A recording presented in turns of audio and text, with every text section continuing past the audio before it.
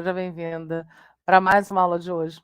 Hoje eu estou aqui falando no nosso segundo vídeo sobre a aula do tema número 12, as religiões em rota de colisão. Está na nossa trilha do primeiro ano, que fala sobre o mundo em movimento. Essa trilha que tem como objetivo dialogar com as disciplinas de história, de filosofia, de geografia e de sociologia. Então a gente começou pedindo para que você, lá no primeiro vídeo, pudesse ter acesso a alguns materiais para depois a gente pudesse voltar e aprofundar. Então, bora lá, para a gente poder continuar a nossa discussão. Não quero assim, eu quero assim. Para que a gente possa continuar a nossa discussão falando sobre esse tema, que é intrigante, né? Porque a gente está falando sobre religiões, né? E a gente não está aqui para falar sobre a verdade de uma, a verdade de outra, mas como? Esses conflitos religiosos atrapalham, né? E eles acabam se transformando em conflitos quando a gente fala das nações e as relações entre os seres humanos, entre si, entre nações e até mesmo nos próprios países.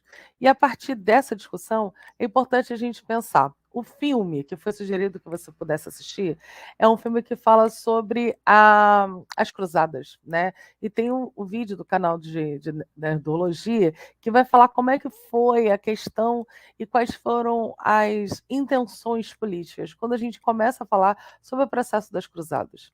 E a gente começa a remontar esse quebra-cabeça a partir do que a gente entende da reforma protestante e o processo de contra-reforma. Né? Os movimentos ecumênicos, o ecumenismo fala sobre a separação dos irmãos, aqueles que se separaram, que ficaram em conflitos, e a partir disso eles acabam buscando, depois de um tempo, reconciliação, pontos de contato que podem ser pontos de diálogo, porque, inegavelmente, as religiões são diferentes, porque elas têm princípios litúrgicos, princípios dogmáticos, estruturantes, que são diferentes. Mas quando a gente vai falar sobre o avanço mais moderno, a gente também vai falar sobre outras concepções. A gente também vai falar um pouco, deixa eu mudar aqui um pouquinho. Isso. A gente vai mudar um pouquinho essa trajetória, essa linguagem, e a gente vai falar mais modernamente sobre diálogo interreligioso, porque a gente vai falar de matrizes religiosas que estão em campos diferentes, mas que ao mesmo tempo podem conviver de maneira harmônica. Mas para isso, cabe a nós poder identificar quais são os pontos que nos aproximam, quais são os pontos que são divergentes e aceitar o processo da divergência. Por isso é importante que a gente lembre que quando a gente fala no Brasil de intolerância religiosa, a gente está falando de crime. Mas vamos seguir lá no nosso material. Então, esse está disponível lá na nossa apostila do SAIS, né? Que está dizendo assim: as cruzadas medievais foram conflitos religiosos entre cristãos católicos e os muçulmanos, que duraram quase 200 anos. No início, nos anos 1000, iniciados pelos cristãos europeus para recuperar a Terra Santa, território onde Jesus viveu, as cruzadas também tinham de objetivo, além do religioso, como, por exemplo, elas visavam a expansão do território e do mercado na Europa. A gente vai dar uma olhada no nosso material didático, que está disponível para a gente. Espera aí que eu vou ter que mudar aqui, deixa eu acrescentar aqui. Vou parar aqui, eu estou em outro lugar, então vou aqui. Isso. Vamos lá. E a gente vai começar a dar uma olhada lá no nosso material didático. E aí, quando a gente vai falar sobre, né, a questão religiosa, quando a gente vai falar sobre essa perspectiva, é importante a gente olhar ali. Ó, segundo os dados da Câmara. Não. Sim, você vai ficar bem melhor. Segundo os dados da Câmara, os deputados do Brasil, mais de 80% da população brasileira, possuem alguma crença. Dentre elas, destacam-se as religiões cristãs, como a católica, apostólica romana, as evangélicas, que a gente pode chamar de pentecostais, neopentecostais, protestantes, porque elas têm uma base de discussão litúrgica e até mesmo como prática comunitária que é diferente. A pentecostal, da protestante, tem modos, né, de operacionalizar e viver a sua fé de maneira diferente. Essa pluralidade religiosa é fruto da diversidade cultural no país. No entanto, ainda que os ritos de várias dessas religiões possuam semelhanças entre si, são frequentes denúncias de intolerância religiosa. E o material didático dá uma colinha para a gente do que seria intolerância religiosa. No Brasil, a intolerância é uma prática ilegal e inconstitucional, né, da Lei 7.716, de 5 de janeiro de 1989, alterada pela Legislação 9.459, de 13 de maio de 1997, considera criminosa a prática de discriminação ou preconceito contra a religião e estipula pena que variam de 5 anos de reclusão. Porque a gente está falando que ela é uma prática que impede o que a gente visa e defende, né, desde a Revolução de 1789, que é a questão da liberdade individual, né? A gente faz uma separação entre religião e Estado, que são dois elementos diferentes em sociedade, e a gente diz que quando a gente faz essa separação, o indivíduo pode vir a escolher qual a religião que ele considera que é mais importante para a vida dele, e ele desassocia isso de uma obrigatoriedade imposta pelo Estado. E aí a história, nas mais variadas épocas, é marcada por conflitos religiosos. Contudo, muitos conflitos se apresentam como religiosos, que se apresentam como religiosos, envolve também uma profunda dimensão política, econômica e social. Tem várias. Tem nas questões de fé somente um pretexto ou um estopim. Essa é uma discussão muito importante de ser feita, que é o que se apresenta atualmente quando a gente fala sobre a discussão da Hagia Sofia. Esse é o vídeo disponível que eu sugeri que vocês assistissem para esse momento de agora, né? Que é o que fala sobre o Nerdologia, que é um canal fantástico que tem disponível no YouTube, para que você possa ter acesso àquele contexto histórico para entender o que a gente está discutindo aqui, afinal de contas, né?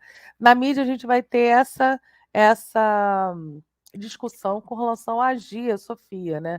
Que é uma mesquita, era uma mesquita, ela foi transformada durante 500 anos num templo religioso católico, e ela volta a ser, ela é tombada como um patrimônio, como vocês viram no vídeo, né? Um patrimônio histórico da humanidade, onde ela é um local, né, que congrega outras religiões, o que contribuiria para uma discussão e um avanço, né, sobre a importância da religião para o mundo e para as pessoas, independente da fé e do credo, mas sem esse processo de religação que une vários povos, né?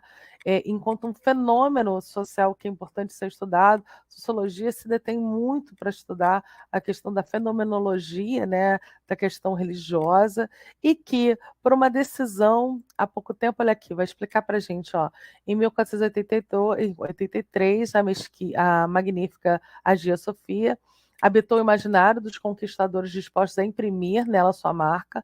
A Catedral Bizantina e o centro do cristianismo ortodoxo foi brevemente católica por 500 anos e uma mesquita desde 1935. Um museu simbolizando a secularização da Turquia. Então, ela passou a ser tombada como um patrimônio, né, da humanidade, e ela acabou se transformando no museu como um alto ponto de visitação em Istambul. A igreja, até 1520, a maior do mundo, né, situa-se no coração simbólico de Istambul, a antiga Constantinopla, joia da coroa da expansão islâmica, que a tornou em 1453. Então, ele vai falar sobre uma medida do governo, né, há pouco tempo, recentemente, em 2019, sobre ela voltar novamente a ser uma mesquita. E aí, essa decisão, dessa retomada, para que se transforme novamente numa mesquita, ela trouxe divisão, eh, e felicidade para uns e descontentamento para outros, porque se considera como uma decisão política, né? Esses tribunais superiores turcos, né, estão mais alinhados com o poder central, né? E o Conselho já teria tomado a decisão semelhante sobre outro museu, Igreja de Mesquita, de 19. né, ele fala ali, né, sobre o direito, né, soberano, e aqui ele mostra o vídeo sobre essa distinção e divergência internamente, porque a gente está discutindo, acho que é importante da gente levar para a sala de aula esse tipo de discussão, né? Faça uma roda e debata sobre as diferenças de pontos de vista acerca da reconversão da Hagia Sofia em Mesquita. Será que ela deveria ser entendida somente como um patrimônio de uma religião? E ela pode ter ainda visitação, a visitação não pode ser feita em momentos de oração?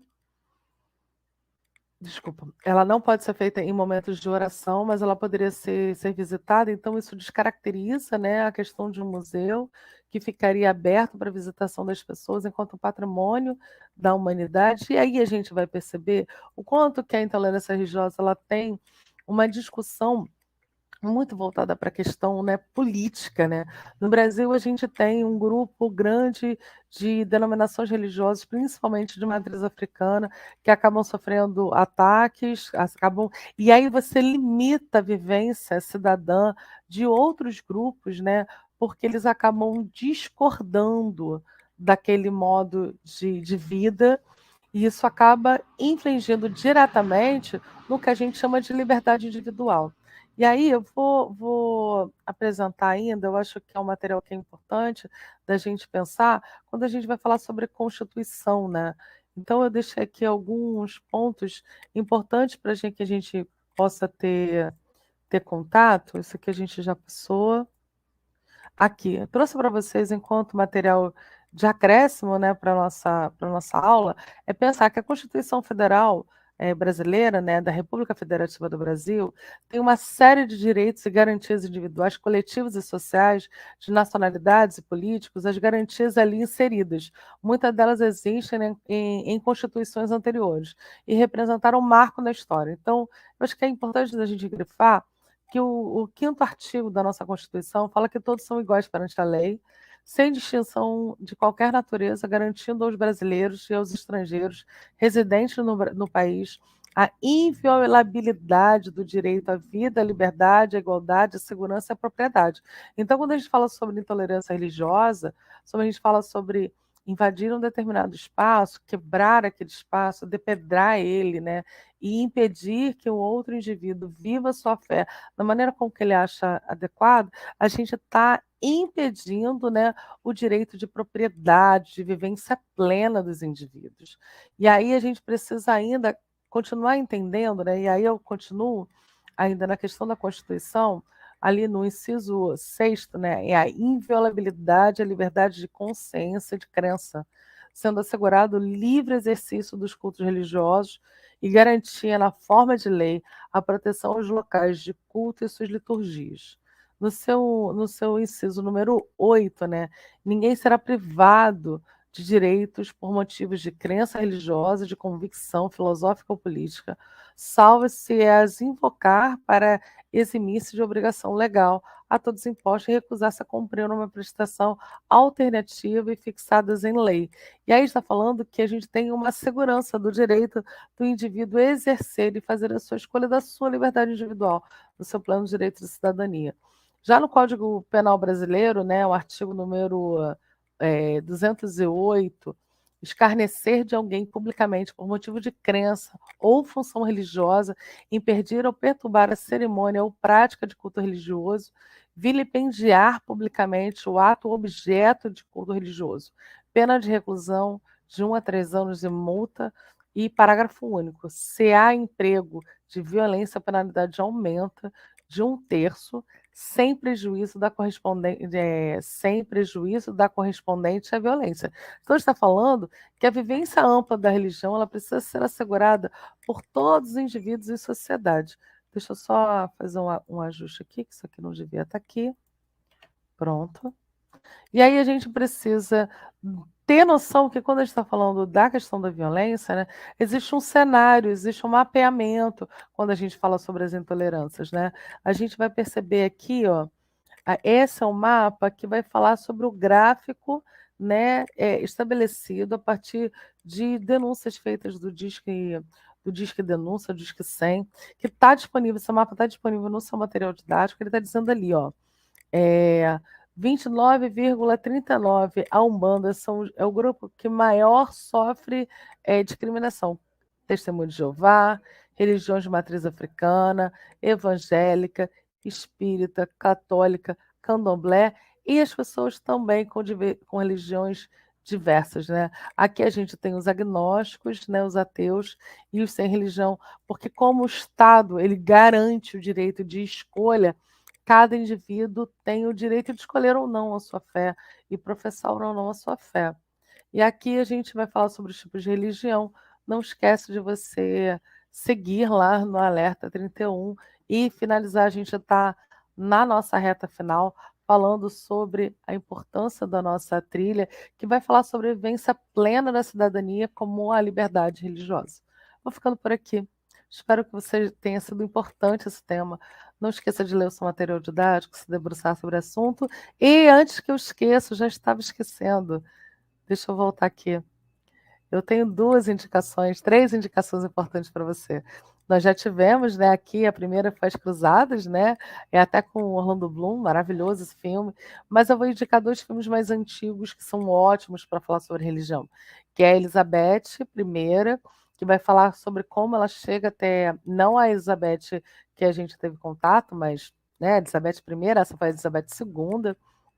Ela vai falar, né, sobre um período glorioso que viveu na Inglaterra e ela teve conflitos religiosos, mas aí a gente tem perspectivas aqui bem diferentes, né? Enquanto uma era protestante, né, a outra era católica. Deixo aí a sugestão de filme para vocês poderem assistir e eu vou ficando por aqui. Vou parar de apresentar a tela. Vou ficando por aqui. Espero que você tenha gostado desse tema, que ele tenha sido importante para você. Até a próxima. Daqui a pouco a gente, na próxima aula, tema número 13.